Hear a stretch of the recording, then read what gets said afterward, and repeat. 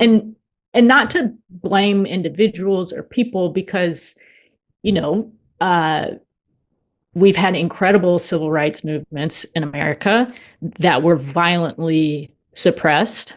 And we're not taught that. So I want to give us the grace too of saying, you know, there's reason why. So that to me was a big realization of the shock of there is no real left wing in any significant way, in my opinion. And then second, the big thing was when COVID began, was just looking at the science and realizing this is going to impact a lot of people's health for a long time, and we need to get somewhere that has public health care. So that was the situation that, you know, when you talk about, is there one point? I think the realization politically, but then also the real turning point was how COVID was going to change our lives. And you felt here we were just way too divided on the topic. Is that a big part of it?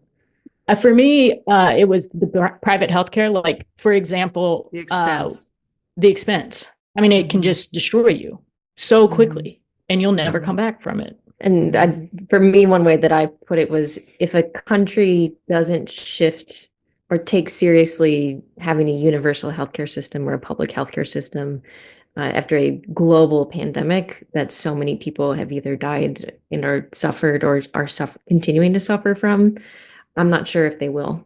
I'd like to still have hope, but it definitely was.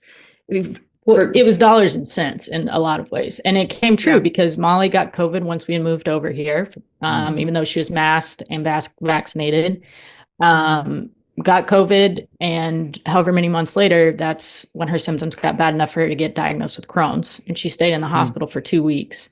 Staying in the hospital 2 weeks in America, we would be bankrupt.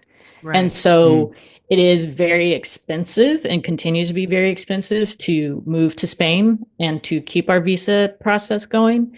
Because I think a lot of people think moving to another country is a one-time thing, and it's usually like an ongoing visa process that requires money and decisions. A lot of privilege. Yeah.